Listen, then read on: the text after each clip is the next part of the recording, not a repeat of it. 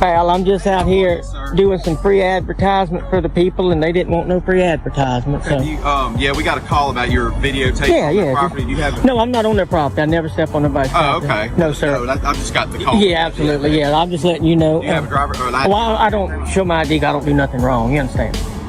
I'm filming in public, giving people free advertisement, and they approach me. And if you could just tell them that I'm not doing anything wrong, and but you weren't on the property. No, sir. I'm very careful not to do that. I'll pull GIS surveys, and been doing this a long time. What are you video for, if you don't mind me asking? First Amendment, protected activity. Just doing like yeah. Free advertisement. Do you live around here? Are you from here? I'm not from around here.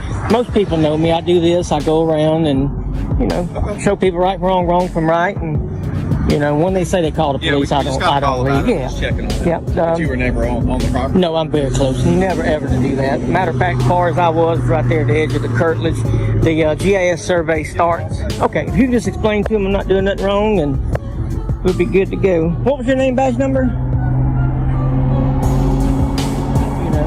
That's how you can tell, because Georgia Power can't come on your property unless, hey buddy, you doing all right? All right, guys. Today's encounter begins with a simple complaint that quickly turns into a debate over constitutional rights. A man filming from a public roadside explains that he's creating free publicity for local businesses, insisting he never stepped onto private property. Deputies arrive after receiving a trespassing complaint, but the cameraman immediately clarifies that he remained outside the property's legal boundary. Rather than becoming hostile, he confidently explains that his activity is protected by the First Amendment and challenges anyone to identify a law he has violated. The conversation remains calm, yet it's obvious both sides are preparing for a much larger confrontation. What starts as a routine call is already transforming into a test of public photography, property boundaries, and government authority. Name, badge number? Deputy Waters. Okay. 94524. Okay. Just out doing public photography, looking around, giving some free advertisement, and I didn't want to leave when they called the police on me. Okay. Well, what is it that you're looking for? Free advertisement, just giving people free advertisement, taking video, taking pictures in public. Our rights were so important. They made the First Amendment the first one instead of, so if you don't exercise your rights, they're going to go away, and that's just all I'm doing. Been doing it a while. Yeah, well, when you're on private property. Well, I never, I'll be honest with you. I got the GIS survey, their property line starts. I was telling him, you got the curtilage, you got the center line, then you count, I think, 23 feet back, and then the best way to do it is go by the telephone poles. No telephone poles is going to be on private property. So anytime you get your... No, I stand right there on that curtilage. Yeah, as far as I go, man. Been doing this a long time. I know right from wrong, right. That's what I try to teach people. Now, I walked all the way down this road, and I got a lot of good phone numbers. They might get some phone calls. They might say, man, good job. And if you need some paint and body work, but just people here just don't believe in the First Amendment. And I told them what I was. Now things start heating up. The auditor carefully explains how he determines property lines using public GIS surveys, roadway easements, and utility markers, arguing that he has researched these boundaries for years. He repeatedly tells officers that he intentionally avoids stepping onto private property while documenting businesses from public land. According to him, exercising constitutional rights only survives when citizens continue to use them. Meanwhile, officers continue asking questions about his purpose, while the business owners remain convinced he doesn't belong there. Neither side is willing to back down. The disagreement is no longer about a camera. It's becoming a battle over whether public photography alone creates enough suspicion to justify police intervention. Here, we don't want you here. You might be trying to steal something. Get off my property, and I explained to him where I was, and then I come over here on this side, wait on him, and then be on my way. Okay. Yeah, that's what I do, man. I do this all over the place, Right. Having fun, taking pictures. I mean, look, you got a Nova, you got a Firebird old as me and you. Who wouldn't want to see that? That's going to get a lot of people to watch it, Okay. Well, y'all be safe. Well, just hang tight for me for a minute. Did you give him some ID? I don't have to do that. That's another thing I was explaining to him. Unless I've broken the law, you don't have to ID in the state of Georgia. Am I being detained? Well, for the moment, yes. For what crime? find out what's going on. To what crime am I being committed? We were called because you were on their property. Right, and he determined I wasn't. Okay.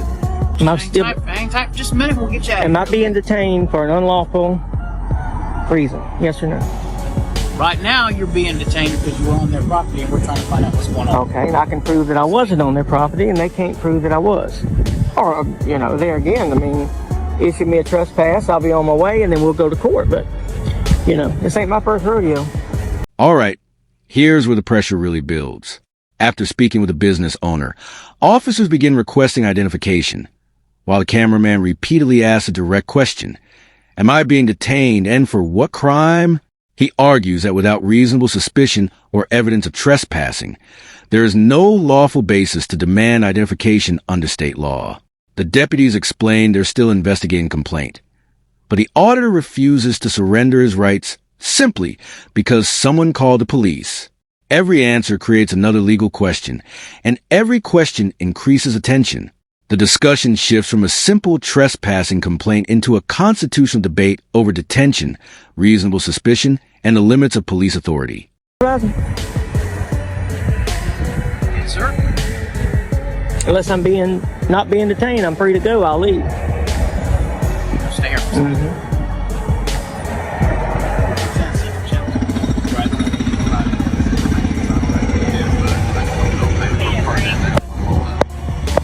Okay, they don't want you to come back on their property. Have you provided us with any of your information? I've never been on their property.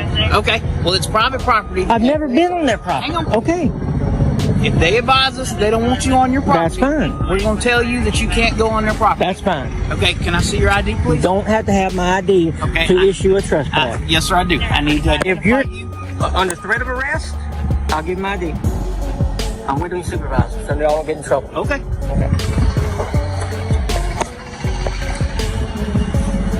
Oh, careful. Holy crap.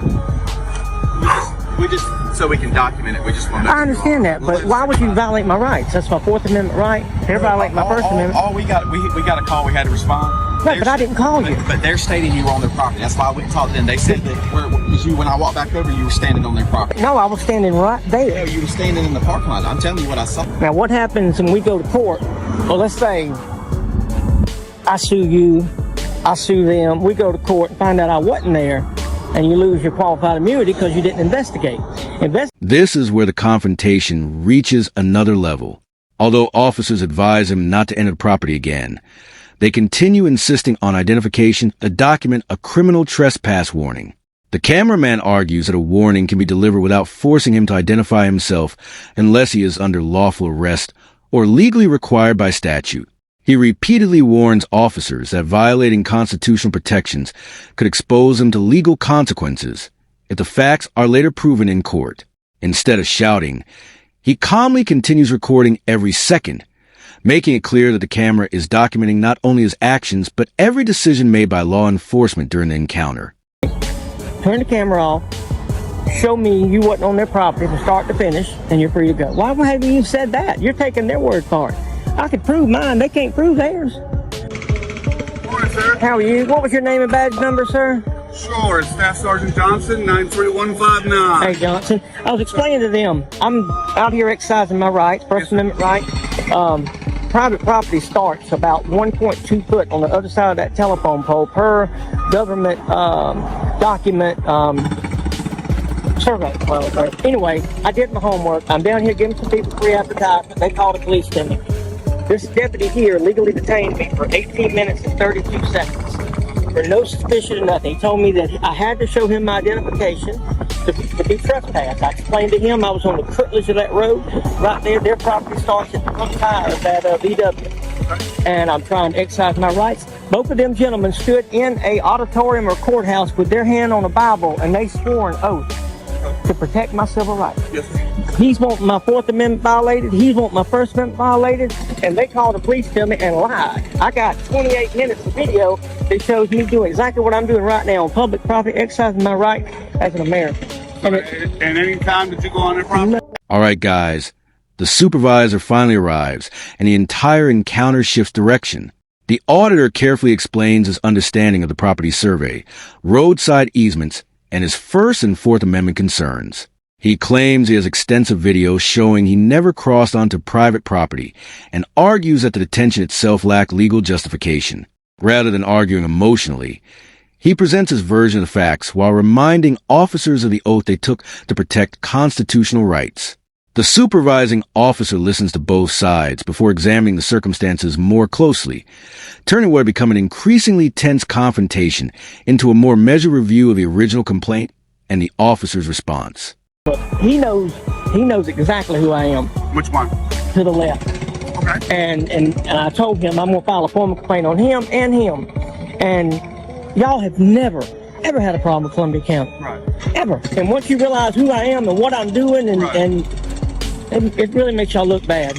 And I'm legally detained for no crime. That's a So when they got the call from right. the business owner. Right. And to this second, this deputy here to this second says that their property starts in the road. That he's seen me own the property. That's what's causing the uproar. I got you. That's what's causing the uproar. He don't know where GIS survey starts. You can't put a fence up and keep Georgia Power out. You can't put a fence up and keep, the fire hydrants out. That's what I'm doing. And I'd like to be on my way, safe in my papers, and, that's where I'd like to be. Gotcha. I've been detained too long for a crime I hadn't committed, and these people think it's funny, and As long as you haven't been on their property, that's fine. absolutely. Because you're outside their property, and you're legally doing what you need. Absolutely. Can you explain that to them so they don't violate anybody else's rights? And they don't want you on their property. Absolutely. And I don't. Now the truth begins to settle in. After further discussion, the supervisor acknowledges that if the cameraman remained outside the property's legal boundary, recording from public space is generally lawful. Officers still issue a formal trespass warning, preventing him from entering the business's private property in the future, but the prolonged detention comes to an end. The auditor maintains that he never crossed a line and promises to file formal complaints regarding the detention, while officers conclude the investigation without making an arrest. The confrontation closes peacefully, but it leaves behind important questions about police investigations, property line disputes, and the balance between enforcing complaints and respecting constitutional freedoms. Another intense encounter ends with the camera still rolling. No trespass warning. So you've been warned. I've been warned the first time that don't get an ID. The second time you do. See, he didn't know that. He didn't know that. Try to. I'm good to go with you if you're. Well, I'm good to go. Am I still detained? Thank you. Well, and thank you. I'll wait till y'all leave and then I'll leave. You got it. And just like that, it's over. The final moments are calm, but the larger debate remains unresolved. The cameraman confirms that he has received a trespass warning, asks whether he is free to leave, and waits respectfully for officers to clear the scene before departing. No arrest is made, no citation is issued, and the investigation ends with both sides standing by their own interpretation of the law. Encounters like this continue fueling nationwide discussions about First Amendment audits, police discretion, reasonable suspicion, and the rights of citizens recording in public. Whether viewers agree with the auditor or the deputies, one thing is certain. Every second captured on camera becomes part of the public conversation about accountability, constitutional rights, and government transparency.